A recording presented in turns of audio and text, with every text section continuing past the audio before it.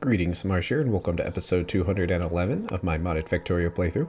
In this episode, we are going to upgrade our character with power armor. Enjoy. Well, now we're in the very exciting time of making use of those green circuits. And of course, the very first thing we gotta make is power armor to give us another 20 inventory slots and a much bigger equipment grid that's actually big enough to be useful. So we'll grab that, and then we have lots of other personal things we could research, so we might as well. We can do the Mark II of the energy shield. We don't really do much combat. I haven't really used the energy shield, but we might as well since we have everything else we need to make it. And then you can make Mark II batteries without any special resources. It's personal battery 3 that requires lithium ions, and that requires a little bit more work. Not that much more work, but it is a cobalt item, so we can't really do much with it right now. But we can make the Mark IIs. And lots of other personal defense stuff. Like the laser defense. Sure. And the discharge defense. Damages, pushes back, and stuns nearby enemies when using the remote. Don't know if I'll use it, but might as well get all these relevant things now for our power armor, and a couple more good stuff we can do for our armor, like the second generation of night vision, which would be great. Some of this other stuff does require the cobalt, for example, so we can't quite make everything yet,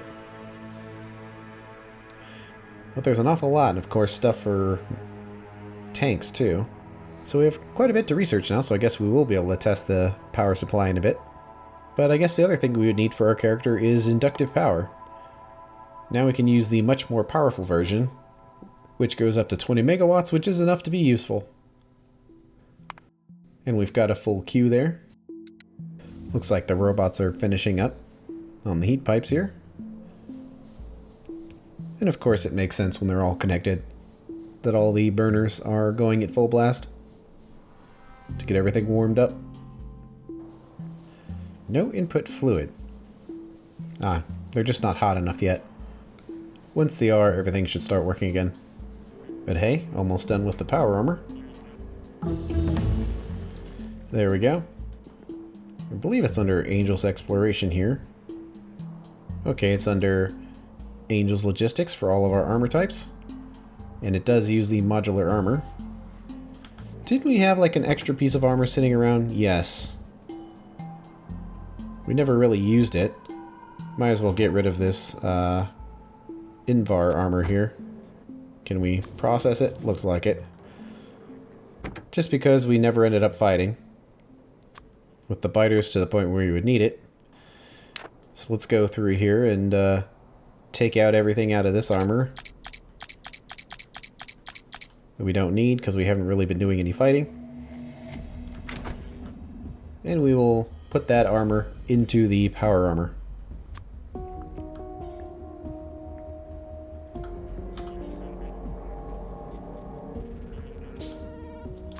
And then we can upgrade our dude. Boom. Now we have an extra 10 slots, which is always nice. And of course the armor is slightly better when it comes to defense. So for now, I think I'm just going to upgrade it in the same way of our previous armor. And then we can go from there.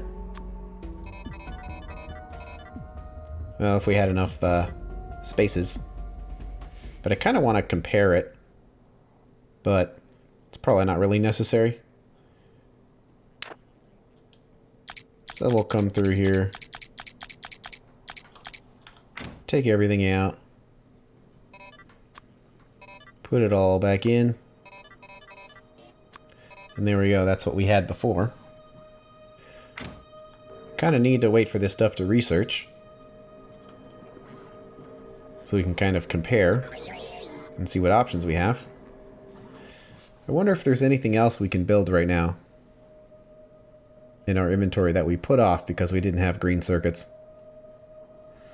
One thing we can definitely do are any of these 1x1 upgrades here, where we basically needed that electronic logic board, but if we put this in here and we had personal roboports, it would mark any items laid on the ground to be picked up either by our robots or by the factories, which is pretty neat because things can find their way on the ground, so that would be nice to not have to deal with that. Automatic unit launcher, so when you're fighting, it'll throw combat robots out on your behalf, or cutting down trees automatically if you'd want to do that, or feeding you fish if you wanted that to be automatic. And then, of course, the nanobot logistics interface. But I think we're going to have enough power now to where we can actually have our own personal roboports, and we won't need nanobots anymore, which would be nice. So out of all of these, I think the only relevant thing we're going to need is the automatic item retriever. So let's build one of those. And of course it's dark because our batteries are dead. So good thing there's light sitting around here. So we need brain number 1, just right there.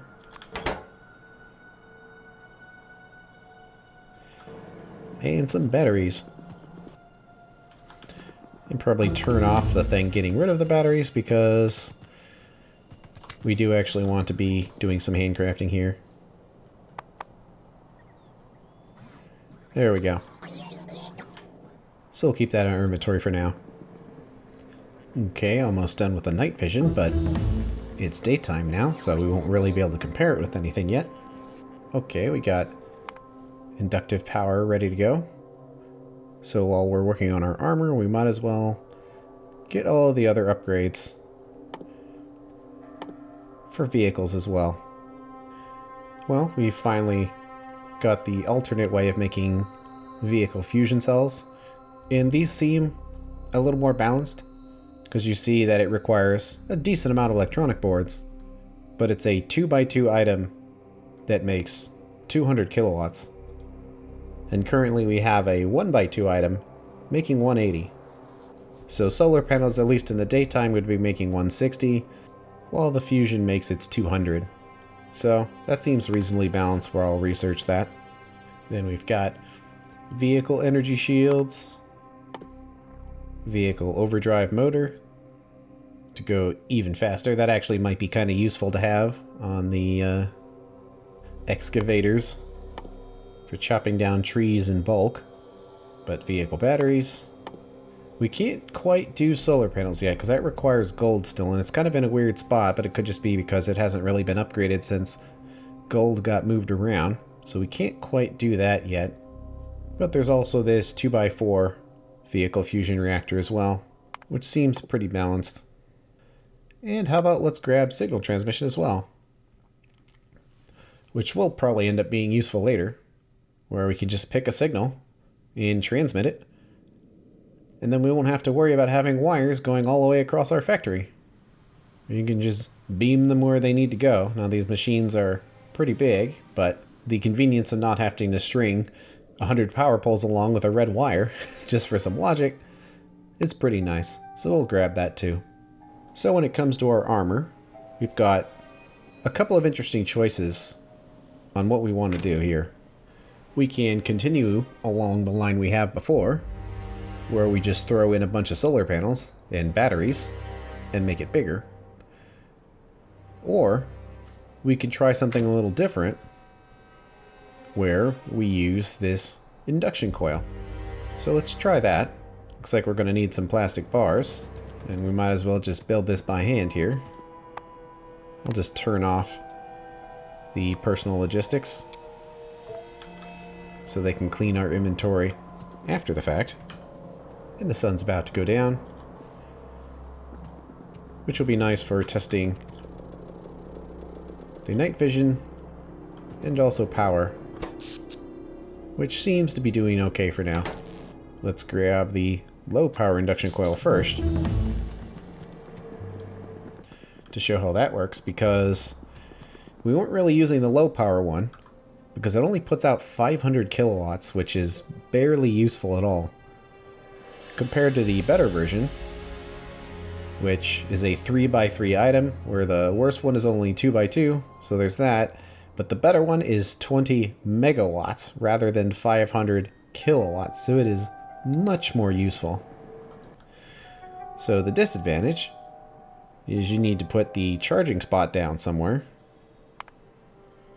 And the high power and low power charging spots are also their own items. But they go into each other, which is a little nice. You would just put it down somewhere like this. And then we would need to put the coil in our inventory somewhere. And it's a 2x2, so let's just put it up in the corner there. And let's pick up these batteries and trash them and put them back down. And get rid of the solar panels too, just so we can see the charge rate, where it's going down quite fast because of the belt immunity. But you see how it's basically dead. So if we stand here, you can see that it's charging. It's not super slow, I guess, but the problem is, you know, we ran around, we used our bots for a while, and now we have to go to a charge spot and just kind of stand here. It's not very useful. So let's pick this up. Get rid of that charger. And let's build a high power induction station. And one for our inventory as well. So there's the high power station. And then for our character, we'll need to put it somewhere. Let's just move the jetpack over there, because it's fairly large. But see what happens when we stand here. And they're full now. So you see how this is much more useful than the version that came before it. So we could actually perhaps use a character that is solely powered by batteries and an induction coil, and not even bother with solar panels at all, which would save a ton of space. So, side note, our night vision is ready. Not sure where that is kept. There we go. Looks like we have a spare night vision, which we can use to build this one. So what's the difference in these night vision types? Well, first, without it, it's quite dark. And when you add it, it basically makes things look very gray. Of course, there's a lot of concrete laying around to making things look gray. But we can also kind of show this a little bit. How about placing this storage warehouse right there? Where you can tell it's definitely washed out. It still has color, but it's washed out. So what happens if we had Mark II night vision? Take that off and put that on.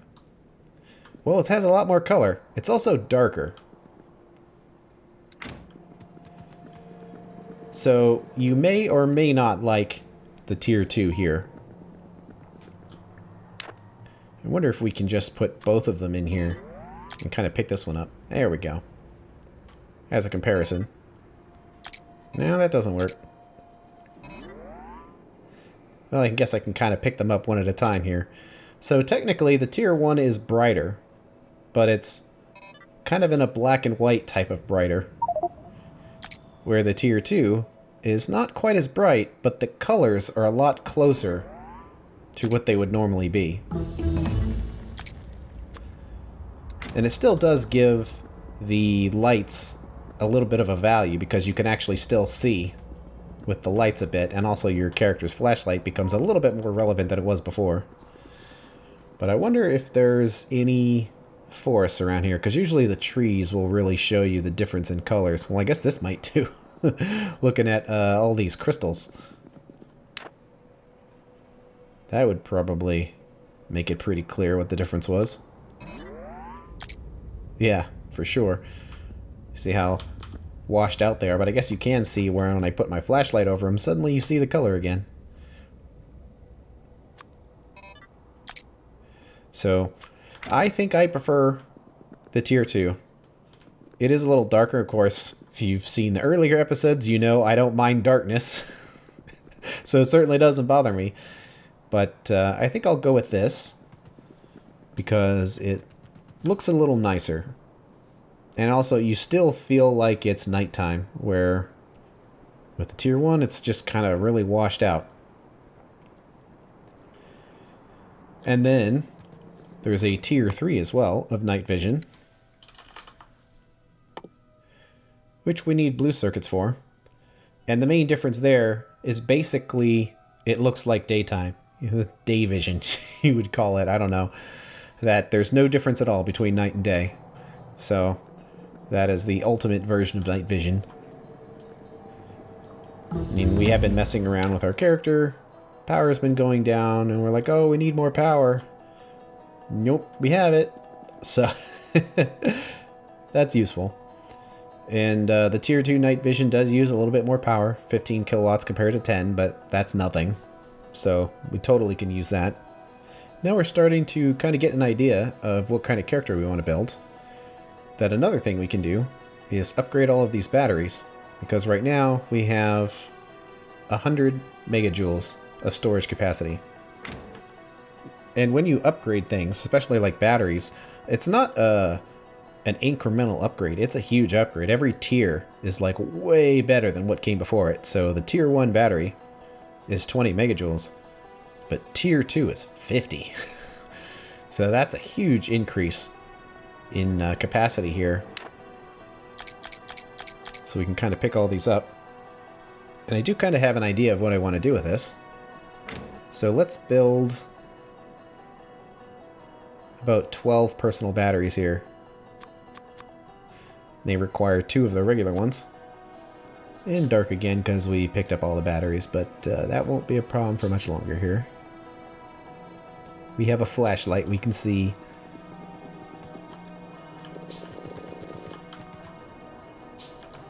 How's power doing while we're constructing things? Seems like it's holding out pretty well. Of course, it's just running on accumulators now, so there's not much really to see there. It's kind of funny that there's a very limited supply of energy in the induction coil and in the night vision and other components as well. It's like they have their own tiny little batteries as a component of them. So when the power runs out, like, oh, we can't see. And we can see.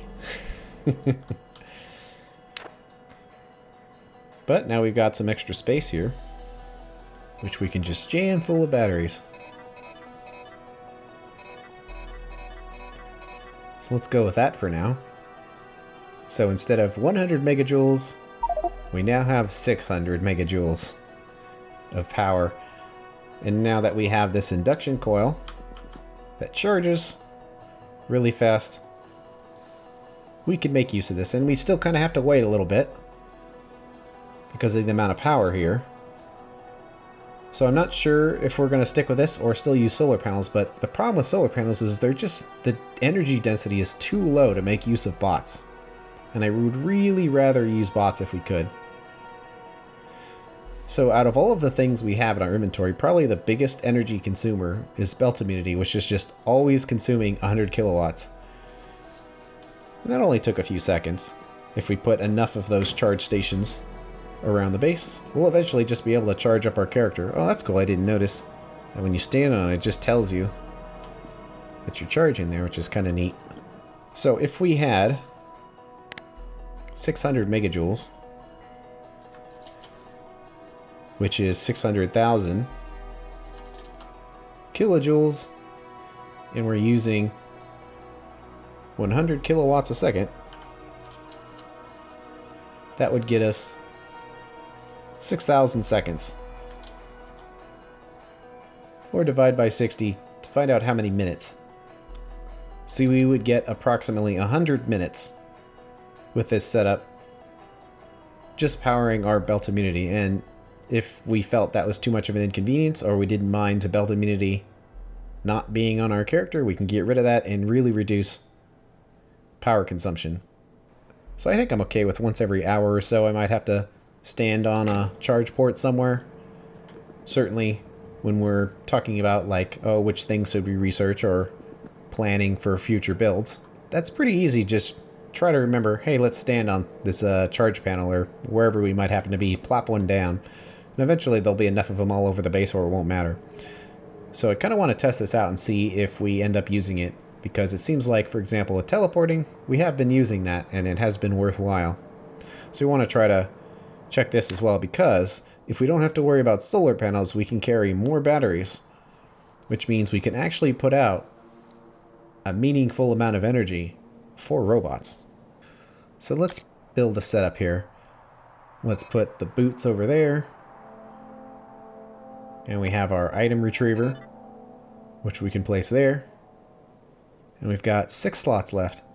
Well, we can place a personal roboport down on our person, and it basically would give us all components we would need. It would give us robot limit, it would give us a construction area, and it would give us charge ports. But it's a 2x2 item, and we currently have 6 spaces. So if we built it with the individual parts, what would we get? Well, a construction area expander is 1 slot, and then 4 charge ports is 1 slot, and then robot control, if we wanted to control 15 robots, which is what the roboport does, we would need 1.5 of these robot control things, which means we would need, air quotes, 3.5 slots to get the same effect that this roboport would have. Which means that you're probably better off making a custom setup with the individual components than just using the roboports, because they're just denser for your inventory area. Well, we should probably pick this up, because we don't need it anymore. And I have been eyeballing this rubite seam. It seems to be decreasing. We haven't really built a particularly big mine. I think the only mine we have that's left is this one up here. We did have this one, and it is dutifully producing resources. Looks like this center one's probably going to be running for a long time, since it has 18,000. But these other 2 are going to run out soon. And then the other one is just this guy up here. But I guess that's what this warning is for. Is actually the smaller one. So this bigger one is fine. So actually, we probably don't even need to have this warning here, because it's not the primary mine. So we can just get rid of it. So it's not giving us a needless warning, and we'll just check on it from time to time until it's empty. But to build this roboport thing, we're actually going to need some robot parts, which is kind of funny and kind of annoying. I guess I'll just grab a small stack of them and we can just kind of throw them back in there, but I don't think this is really set up for that, so we might have to place them manually, which is a little annoying. I don't know, in that situation, maybe we should just make them by hand then, so I don't have to worry about putting them back in any chests. It's just kind of something really big to make, and what are we actually short on? Man, that's so many resources that go into that. Well, let's turn on personal logistics here. Get rid of that flashing. Seems like it's tinned wire that we need. There we go. We'll make one.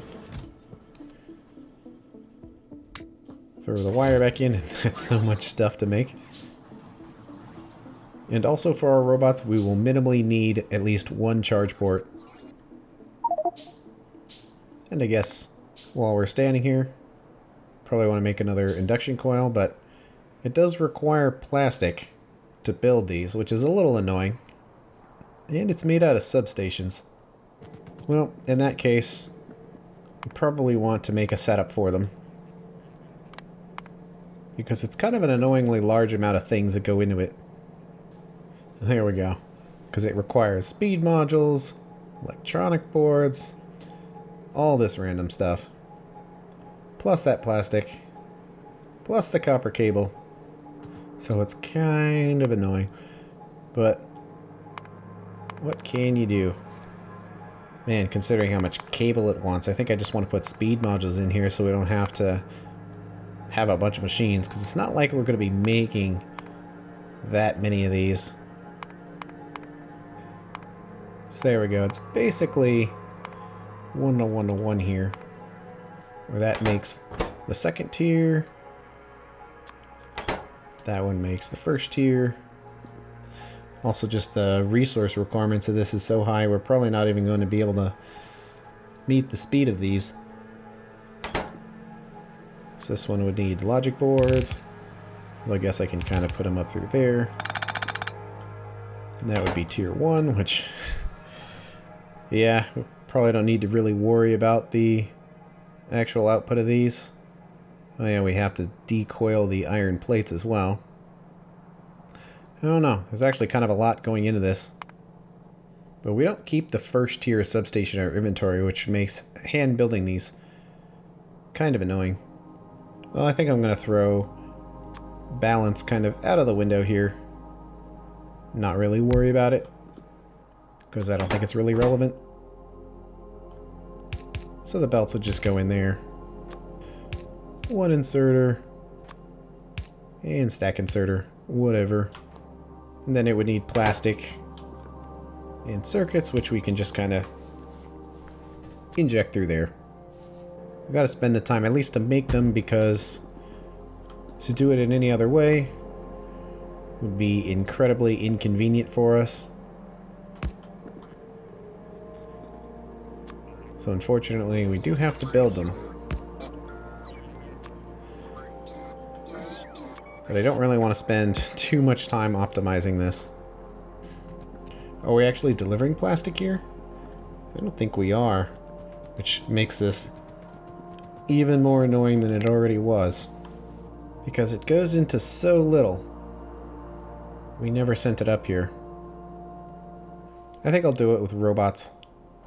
They're gonna have a long way to go from all the way out down here to take them all the way up. I mean, we could kind of set it up to deliver from here, I suppose, but it's just not the most convenient thing. I mean, we can build them down there, but then we'd need to send a bunch of resources down there, so yeah, it is what it is. Actually, probably should pick this up. Put that where the logistics robots can't reach. Only make it plastic. And put it back in there. And now they're on their way to get here eventually. Then we have to get through this mess. Let's start connecting some of this stuff, just to make sure that it at least works. So far, anyway. Need to set some logic to this.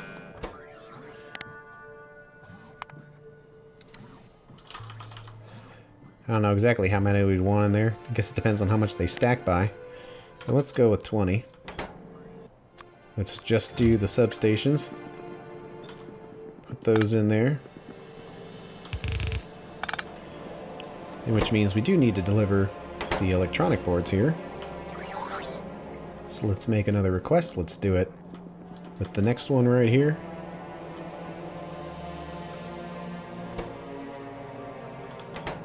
Oh, that's cool, where that was upgraded to where you can now see the filter without having to click them like I was doing before, which is nice. So we want the electronic logic boards.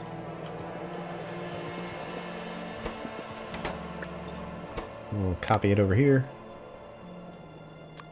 Then we need to make the request for it. 512 stacks.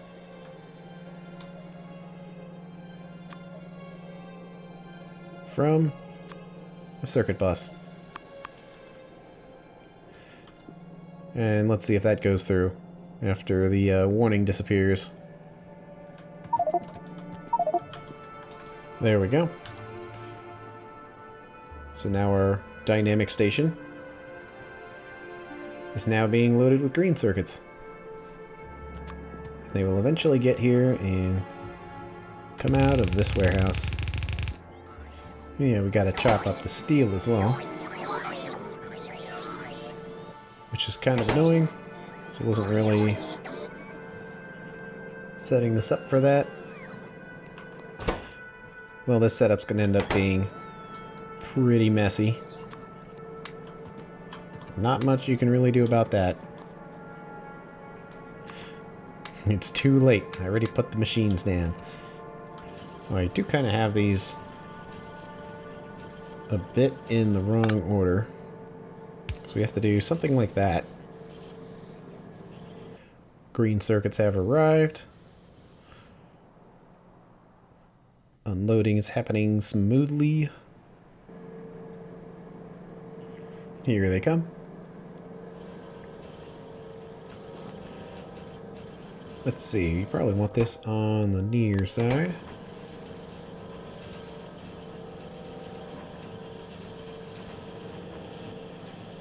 And there we go.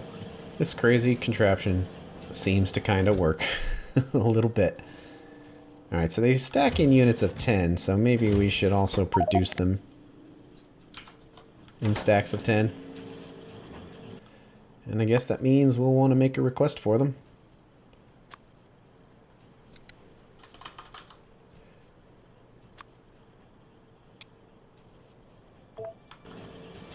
So that was a bit of a detour, but a worthwhile one, because we will find ourselves sitting around from time to time just doing stuff. So it would be nice. Let's see, can we power it from here? Looks like it. So while we're talking, we can stand here. You can see it, we only used about 1/3 of our battery that whole time, and it's already full. So we just want to get in the habit of standing on these charge pads whenever we're doing stuff that doesn't involve us actually moving around. Because we wanted to build our area expander, so we put one in there, and it's quickly charging up. And we needed some charge pads. And those are filling up. And then we have our 4 slots left. So how about we do 4 Roboport controls, and you see how it requires all kind of electronics components in a very annoying way. So not much we can do about that other than just grabbing the random stuff, because we're going to need module cases, and then electronics components, circuit boards, solder, all these things that we don't normally carry. So super annoying all around. So some solder. And even the first tier of the white circuit boards. So we can't even get away from having to grab some of those as well.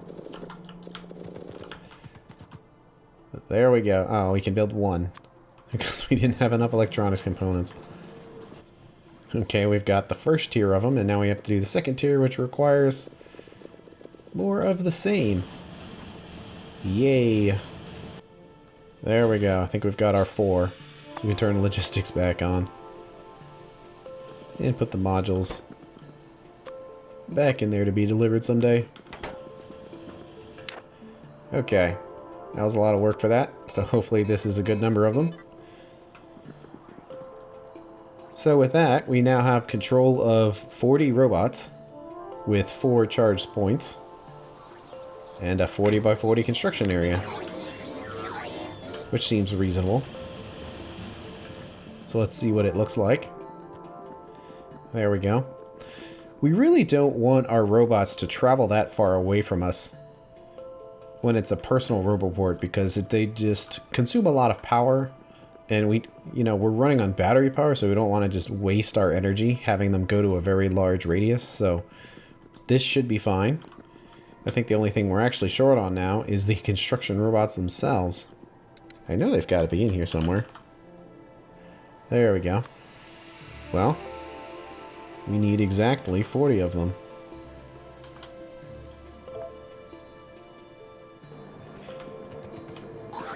Let's see, we need to find some robots to grab. There might be a bunch of them over here from construction. Oh yes.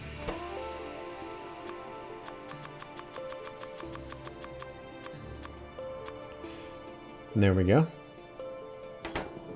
We should have a fully functioning personal roboport now. So let's put it to the test. Go find some trees to cut down.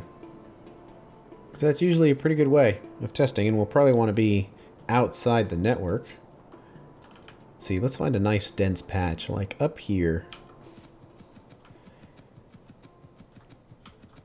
And let's see how these guys work.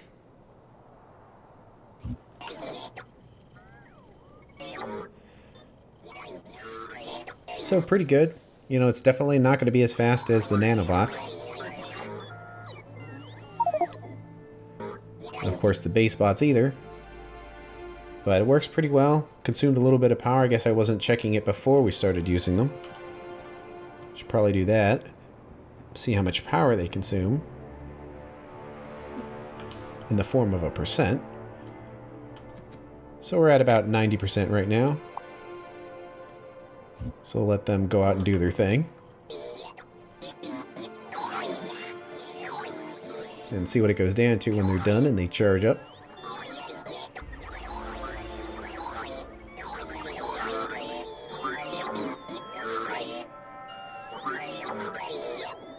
So there they go. Now it's down to 84%. We can actually kind of calculate how long the robots could operate with this battery power. Because we have the capacity for 40 robots. And the energy consumption is, let's say, 51 kilowatts at maximum on average. They certainly burst when they charge more, but that doesn't matter because we're running on battery power. So we can kind of calculate this, where each one individually uses about 51 kilowatts. But we have 40 of them, which means our energy consumption is 2,040 kilowatts. So if our energy capacity is about 600,000, divide that by 2040, and we get 294, which is the amount of seconds that our batteries could support this, and then divide that by 60 again. So we get about 5 minutes of robot power on this, which doesn't seem like much, and it really isn't. But the alternative is putting these solar panels down. So if we have 12 batteries, it means at maximum we could potentially have twice as many solar panels, or 24. And each solar panel is 45 kilowatts, so 45 times 24 means we can put 1,080 kilowatts per second. And we can also kind of figure out how many robots this covers by dividing that by 51. So if these were all solar panels, we would be able to support about 21 robots continuously during the daytime. And if we wanted to include nighttime, we'd only get about 10.5 robots. And that's not even including the extra batteries we would need to put in here. So you can see how even if we had solar panels, it really wouldn't help. And even with this, we have a fairly limited ability to use robots. The big thing here is that this 3x3 square is providing all of the power for this, at least when we're charging. So the robots are useful, but we just have to remember that there is a limitation. We don't really want to be running around building huge construction setups with the robots. They're mainly there for basically just stuff we would have used nanobots for. Like, we're like, oh, we need to get rid of this. This is in the way of our miners we're trying to put down. Or we can just throw it down, get rid of them, start placing miners, or even if we wanted to put the miners down, you know. We can just say, robots do it, I don't feel like doing it, you know, and they'll help us. Or it's like, I changed my mind.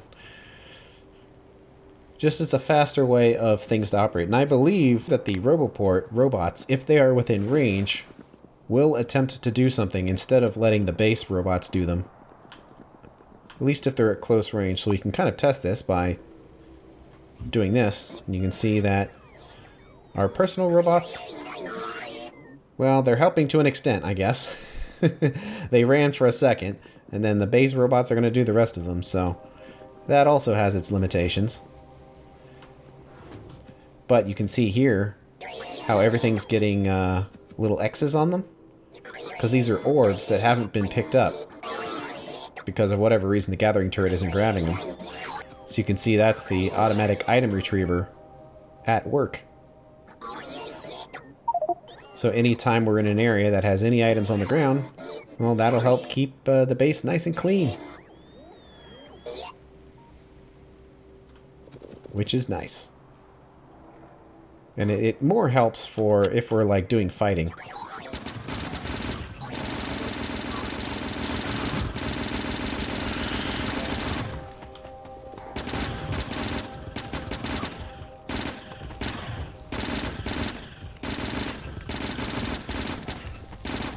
Come on, it's safe to jump out. You can go. You want to help? You want to help? Not going to help? Okay. There you go. I guess they were just too scared to come out. Well, you have to admit they're being pretty smart about it. They know biters are scary.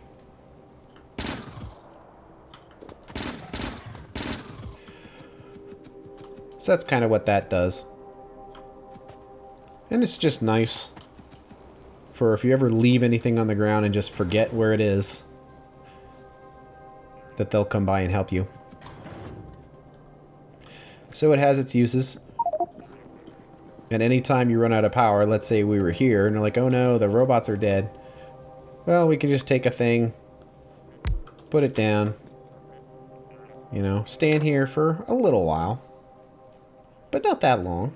You know, just in the course of talking for but a few seconds. It's charged up, and then we can go on our way. And of course, the logistics robots are coming by to clean up our inventory, because we picked up a bunch of junk.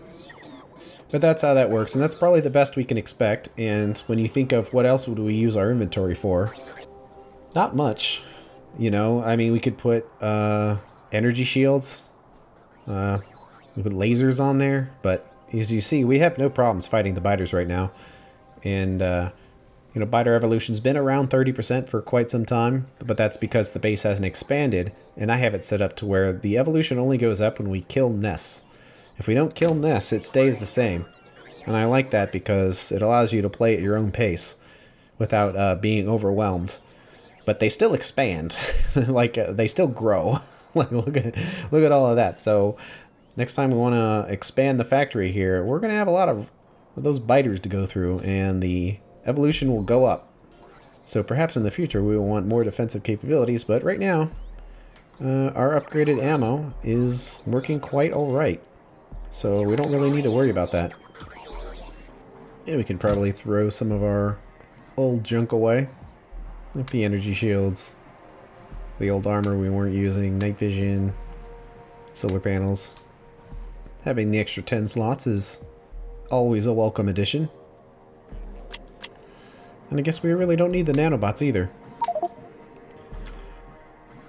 Which means we can get rid of this nanobot request. Guess we have an extra slot there for another weapon system in the future. Okay, I think we're pretty cleared up there. And that's the end of this episode.